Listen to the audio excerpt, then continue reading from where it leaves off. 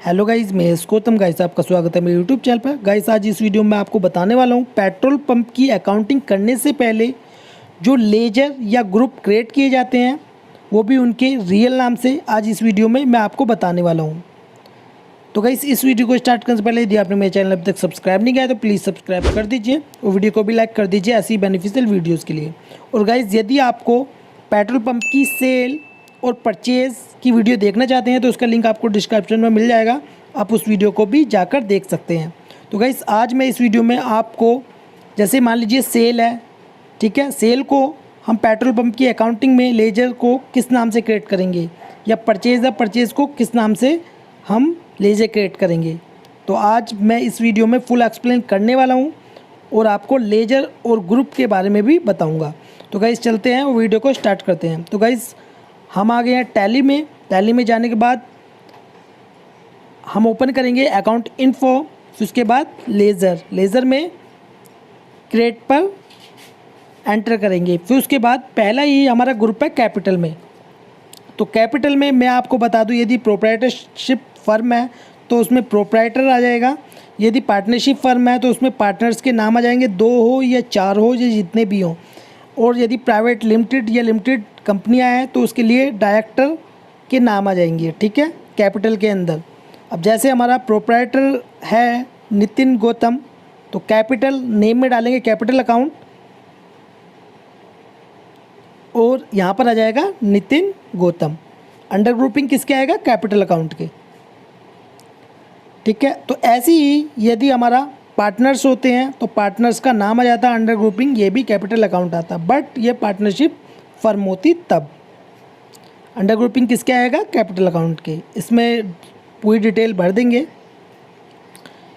फिर उसके बाद जैसे हमारा नेक्स्ट मैं आपको बता देता हूँ, पार्टनर्स है, पार्टनरशिप फर्म है तो उसमें कैसे क्रिएट करेंगे आप। जैसे हमारा पार्टनर है राम तो capital account Ram, under grouping capital account आ जाएगा। और इसी प्रकार इसकी डिटेल्स फिल करके इस लेजर को भी आप क्रिएट कर देंगे, ठीक है। अब बात करते हैं परचेज़ की। वैसे तो नॉर्मली परचेज़ बोला जाता है, बट जो लेजर क्रिएट किए जाते हैं अकाउंटिंग करने से पहले वो किस नाम से किए जाते हैं। अब मैं आपको बता दूं पेट्रोल और डीजल नॉन जीएसटी सप्लाई है, तो ये हमारा जो लेजर क्रिएट होगा वो होगा नॉन जीएसटी इनवर्ड सप्लाई। किस नाम से? परचेज़ जो है वो हमारी नॉन जीएसटी इनवर्ड सप्लाई के नाम से क्रिएट होगा, ठीक है। मैं एक बार फिर से रिपीट कर रहा हूँ, यदि आपकी परचेज़ है, परचेज़ का जो लेजर क्रिएट होता है वो नॉन जीएसटी इनवर्ड सप्लाई के नाम से क्रिएट होता है। तो गाइस इसमें डुप्लीकेट एंट्री दिखा रहा है क्योंकि मैंने इस डाटा में पहले से ही ये लेजर बना रखा है, इसलिए इसमें डुप्लीकेट एंट्री दिखा रहा है। तो मैं क्या करता हूँ, इसमें 2 करके डाल देता हूँ, ठीक है। तो आपको सिर्फ नॉन जीएसटी इनवर्ड सप्लाई ही डालना है। और अंडर ग्रुपिंग किसके आएगा? परचेज़ के, परचेज़ अकाउंट के में आएगा, ठीक है। और ये भी लेजर हमने सेव कर दिया है, क्रिएट कर दिया है। अब बात करते हैं सेल की। पेट्रोल पंप की जो सेल है उसका लेजर जो क्रिएट होगा वो किस नाम से होगा मैं आपको बताऊं। तो इसमें जो आपको लेजर क्रिएट करना है, जैसे मान लीजिए अभी हमारा यहाँ पर एक परचेज़ और रहेगी है, उसके बाद हम सेल की बात करेंगे। परचेज़ लुब्रिकेंट जो कि हमारा जीएसटी एप्लीकेबल है जिस पर 18%, तो उसका भी लेजर क्रिएट करना होगा। जो हम परचेज़ कर रहे हैं लुब्रिकेंट तो उसका लेजर जो क्रिएट होगा वो होगा परचेज़ लुब्रिकेंट @ 18%, ठीक है। अंडर ग्रुपिंग किसके आएगा? ये भी परचेज़ अकाउंट के अंडर आएगा, ठीक है। ये होगी परचेज़ जो कि हमारी नॉन जीएसटी इनवर्ड सप्लाई और परचेज़ लुब्रिकेंट @ 18%। अब बात करते हैं सेल की। तो सेल का जो लेजर क्रिएट होगा, जो आपकी पेट्रोल पंप की सेल है वो होगी आउटवर्ड सप्लाई के नाम से। किस नाम से? Outward non GST supply. Purchase थी हमारी इनवर्ड नॉन जीएसटी सप्लाई और ये है आउटवर्ड नॉन जीएसटी सप्लाई, ठीक है। तो इसमें जो सेल है उसका जो लेजर क्रिएट होगा वो होगा आउटवर्ड नॉन जीएसटी सप्लाई के नाम से। और जो अंडर ग्रुपिंग में आएगा वो आएगा सेल अकाउंट में, ठीक है। अब बात करते हैं बैंक अकाउंट की। तो गाइस इससे पहले वीडियो में जो मैंने लेज़र की बनाई थी उसमें भी मैंने आपको बताया था, ठीक है। अब उससे पहले मैं आपको बता देता हूँ, इसमें यदि हमने परचेज़ की है लुब्रिकेंट की तो सेल भी करनी होगी।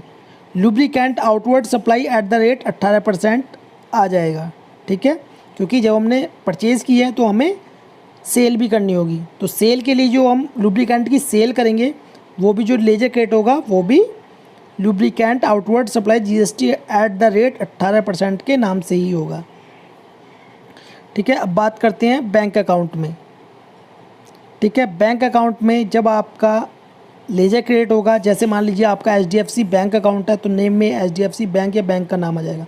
अंडर जो आएगा वो आएगा बैंक अकाउंट में, अंडर जो आएगा वो आएगा बैंक अकाउंट में, ठीक है। ऐसे ही लेजर आपको क्रिएट करना है।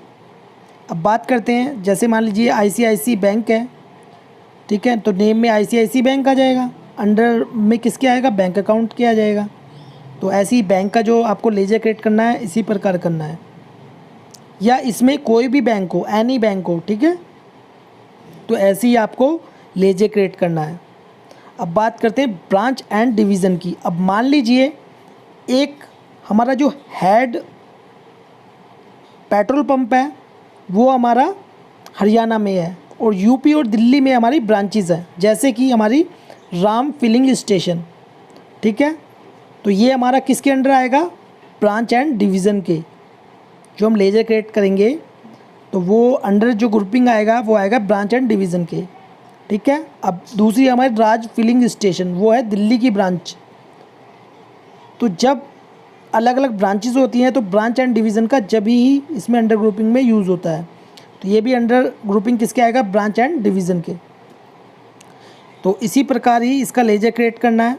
अब बात करते हैं कैश और प्रॉफिट एंड लॉस अकाउंट। तो गाइज मैं आपको बता दूं, टैली में कैश अकाउंट और प्रॉफिट एंड लॉस अकाउंट का लेजर क्रिएट करने की आवश्यकता आपको नहीं है, क्योंकि गाइज ये पहले से ही क्रिएट होते हैं। जैसे कि आप देख सकते हैं इसमें पहले से ही हमारा क्रिएट हो रखा है, ठीक है। तो ऐसे ही हमारा प्रॉफिट एंड लॉस अकाउंट है, इसका भी लेज़र आपको बनाने की आवश्यकता नहीं होती है, क्योंकि ये टैली में पहले से ही बना हुआ होता है। तो आपको प्रॉफिट एंड लॉस अकाउंट और कैश अकाउंट बनाने की आवश्यकता नहीं है।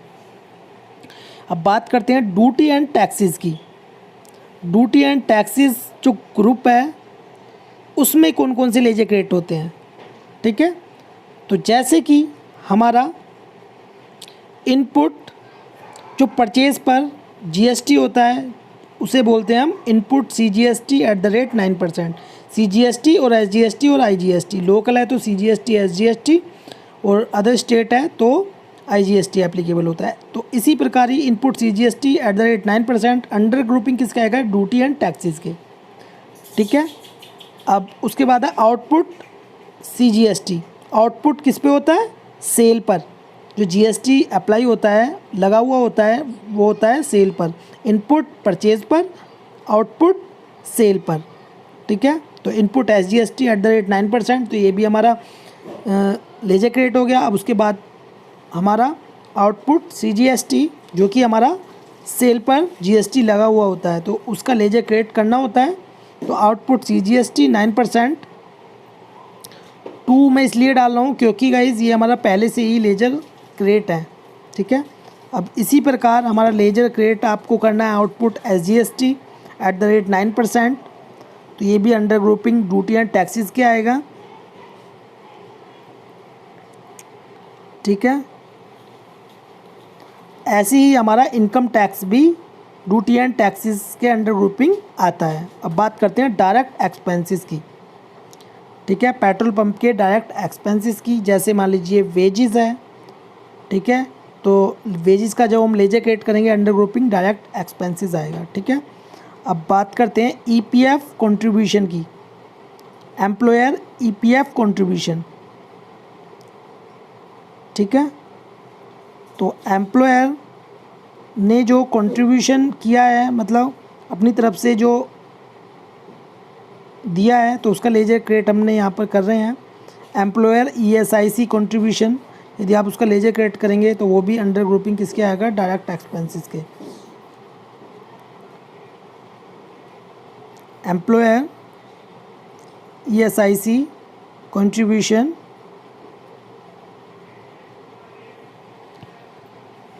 अंडर ग्रुपिंग किसके आएगा, डायरेक्ट एक्सपेंसेस। अब बात करते हैं इनडायरेक्ट एक्सपेंसेस की। तो LFR चार्जेस एक्सपेंसेस, तो हम जितने भी हमारे इनडायरेक्ट एक्सपेंसेस है उसका लेजर क्रिएट करेंगे। जैसे कि LFR चार्जेस है तो ये अंडर किसके आएगा, इनडायरेक्ट एक्सपेंसेस के। अब जैसे कि हमारा BPCL एक्सपेंसेस है तो इसका लेजर क्रिएट कैसे करेंगे, BPCL एक्सपेंसेस नाम में आ जाएगा। तो ये लेजर हमारा पहले से ही क्रिएट है और टैली में एक नाम से दो लेजर क्रिएट नहीं किए जा सकते, थोड़ा चेंजेस करना होगा। तो इसमें पहले से ही क्रिएट है तो मैं इसमें 2 डाल देता हूँ, अंडर ग्रुपिंग इनडायरेक्ट एक्सपेंसेस आएगा। अब बात करते हैं हमारा नेक्स्ट जो लेजर हम क्रिएट करेंगे, कार्ड स्वैप मशीन। तो ये भी हमारा अंडर इनडायरेक्ट एक्सपेंसेस आएगा। तो उसके बाद है density expenses, density expenses under indirect expenses. अब उसके बाद बात करते हैं इनडायरेक्ट इनकम्स में जो लेजर क्रिएट किए जाएंगे, टैंकर इनकम। ठीक है, ये भी डुप्लीकेट दिखा रहा है इसलिए हम इसमें 2 करके डाल देते हैं। अंडर किसके आएगा, इनडायरेक्ट इनकम। ठीक है, टैंकर इनकम हो गया। फिर उसके बाद BPCL डिस्काउंट फॉर MS या HSD, तो हमें डिस्काउंट मिला है पेट्रोल और डीजल पर BPCL की तरफ से, तो वो भी हमारा BPCL discount for MS HSD। ठीक है, अंडर किसके आ जाएगा, इनडायरेक्ट इनकम्स के नाम से। अंडर जो आएगा वो इनडायरेक्ट इनकम्स आएगा। ठीक है, तो उसके बाद BPCL इनकम, जो BPCL से इनकम आती है तो उसका लेजर क्रिएट कैसे करेंगे, BPCL इनकम अंडर ग्रुपिंग किसके आएगा, इनडायरेक्ट इनकम्स के।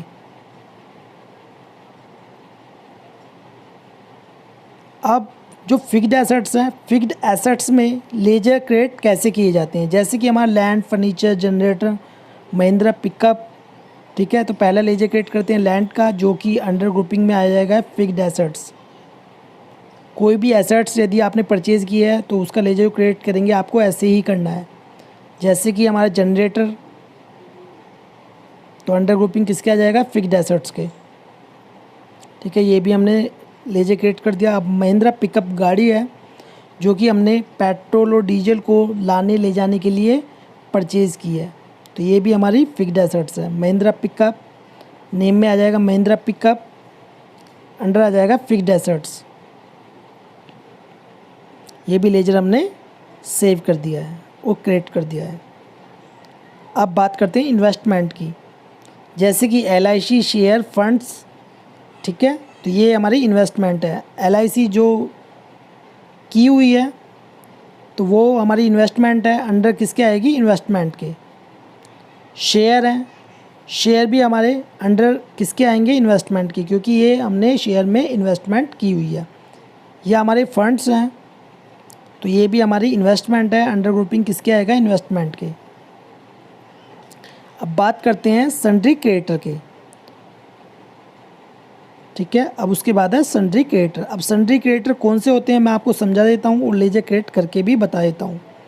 अब guys, when the oils are bought in borrowing like as a Gupta trading company and Gupta filling station या BPCL, तो गाइस मैं आपको बता दूं, जब हम उधार माल खरीदते हैं, जब माल हम उधार खरीदते हैं, जैसे मान लीजिए आपने BPCL से पेट्रोल डीजल परचेज़ किया है, तो उसका जब आप लेजर क्रिएट करेंगे BPCL का तो आप कैसे करेंगे, तो वो आपके सन्ड्री क्रेडिटर होते हैं। क्रेडिटर मतलब लेनदार, हिंदी में बात करें तो लेनदार कहते हैं। और इसका अपोजिट जब हम माल बेचते हैं तो वो हमारे सन्ड्री डेटर होते हैं, मतलब कि देनदार। और या मान लीजिए हमारा कोई एक्सपेंसेस है जो हम परचेज़ करते हैं, जो हमारी पार्टी है, उसका जो लेजर क्रिएट करेंगे, जैसे कि हमारा गुप्ता ट्रेडिंग कंपनी है। ठीक है, अंडर ग्रुपिंग किसके आ जाएगा, सन्ड्री क्रेडिटर के। तो ऐसे ही आपको लेजर क्रिएट करना है सन्ड्री क्रेडिटर ग्रुप में। अब इसके बाद BPCL है, BPCL से आपने माल परचेज़ किया है पेट्रोल और डीजल, तो उसका जब आप लेजर क्रिएट करेंगे तो कैसे करेंगे, अंडर में सन्ड्री क्रेडिटर आ जाएगा और बाकी डिटेल्स को आपको फिल कर लेना है। गाइज़ मैं इन लेजर्स में आपको बाकी डिटेल्स फिल करके नहीं दिखा रहा हूँ, ये नॉर्मल सी हैं, आप खुद ही इन्हें फिल कर सकते हैं, अन्यथा इस वीडियो में ये वीडियो काफ़ी लंबी हो जाती। अब बात करते हैं सन्ड्री डेटर की। जैसे कि मैंने आपको बताया है, जब हम उधार माल बेचते हैं, अब हमने नितिन ट्रेडिंग कंपनी को माल बेचा है उधार, तो ये हमारा सन्ड्री डेटर है, देनदार है, ये हमें पेमेंट करेगा हमको। ठीक है, सन्ड्री क्रेडिटर भी हो गए, सन्ड्री डेटर भी हो गए। अब बैंक OD अकाउंट में जो ग्रुप है उसमें कौन कौन से लेजर आपको क्रिएट करने पड़ते हैं। जैसे मान लीजिए यस बैंक आपका OD बैंक अकाउंट है, तो नेम में डाल देंगे यस बैंक अकाउंट, अंडर किसके आ जाएगा, बैंक अकाउंट नहीं, बैंक OD अकाउंट, क्योंकि ये हमारा बैंक OD अकाउंट है, ओवरड्राफ्ट अकाउंट है। या मान लीजिए HDFC OD अकाउंट है आपका, तो नेम में आ जाएगा HDFC OD account, bank account. Under grouping किसके आएगा, बैंक अकाउंट नहीं, बैंक OD अकाउंट। अब उसके बाद करंट लायबिलिटी ग्रुप में कौन कौन से लेजर क्रिएट किए जाते हैं। जैसे कि हमारा ऑडिट फ़ी पेबल, ठीक है, ऑडिट फ़ी पेबल अंडर किसके आ जाएगा, करंट लायबिलिटी। करंट लायबिलिटी कौन सी होती है, जो अभी हमने जिनकी पेमेंट नहीं की है, ठीक है, वो हमारी करंट लायबिलिटी होती है। जैसे मान लीजिए ऑडिट फ़ी पेबल में हमने क्रिएट किया लेजर, इसी प्रकार TDS पेबल, ठीक है, वो सैलरी पेबल लेजर क्रिएट करेंगे, अंडर किसके आ जाएगा, करंट लायबिलिटी के। तो सभी ये हमारी करंट लायबिलिटी ग्रुप के अंडर आएंगी, ऑडिट फ़ी पेबल, सैलरी पेबल, ठीक है, जितने भी पेबल होते हैं सभी करंट लायबिलिटी अंडर ग्रुपिंग में आते हैं।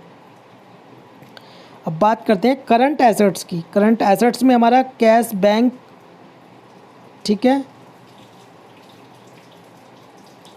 और TDS रिसीवेबल हमारा करंट एसेट्स में आता है, जो कि पार्टी ने हमारा TDS काटा है, बट वो हमें उसका क्लेम मिल जाएगा, जो कि हमारे 26 एज में आ जाएगा, तो वो हमारी करंट एसेट्स में आ जाएगा। मैं आगे आपको वीडियो में बता दूंगा, ठीक है। लोन एंड एडवांसेस एसेट्स, जैसे कि हमारी राम कंपनी है, ठीक है, राम कंपनी हमारी लोन एंड एडवांसेस है एसेट्स, तो और इसी प्रकार श्याम कंपनी है, तो ये भी हमारा loan and advances assets group के अंडर आ जाएगा। अब बात करते हैं सिक्योर्ड लोन की। तो गाइज़ मैं आपको बता दूं सिक्योर्ड और अनसिक्योर्ड लोन कौन कौन से होते हैं। सिक्योर्ड लोन वो लोन होते हैं जो कि बैंक या वित्तीय संस्थाएं जो लोन प्रोवाइड कराती हैं, तो वो हमारी सिक्योर्ड लोन होते हैं। जैसे मान लीजिए HDFC बैंक है, इसका जब हम HDFC बैंक से हमने लोन लिया है वो, ठीक है, तो उसका जो लेजर क्रिएट करेंगे HDFC बैंक अंडर ग्रुपिंग में आ जाएगा सिक्योर्ड लोन, और बाकी डिटेल्स फिल कर लेंगे। अब बात करते हैं कोटक महिंद्रा बैंक से हमने लोन लिया है, उसका लेजर क्रिएट करना है, तो अंडर सिक्योर्ड लोन आ जाएगा और बाकी डिटेल्स आप फिल करके लेजर क्रिएट कर देंगे। अब बात करते हैं अनसिक्योर्ड लोन। अब सिक्योर्ड लोन तो मैंने आपको बता दिया, जो हमारे बैंक या वित्तीय संस्थाएं वो हमारे सिक्योर्ड लोन होते हैं, जिनसे हम लोन लेते हैं बैंक या वित्तीय संस्थाएं से। और जो बैंक या वित्तीय संस्थाओं को छोड़कर वो हमारे अनसिक्योर्ड लोन होते हैं, जो कि हम इंडिविजुअल रूप से लोन लेते हैं या किसी पर्सन से लोन लेते हैं। जैसे राहुल बंसल है, तो इसका जब हम लेजर क्रिएट करेंगे तो अंडर ग्रुपिंग राहुल बंसल आ जाएगा।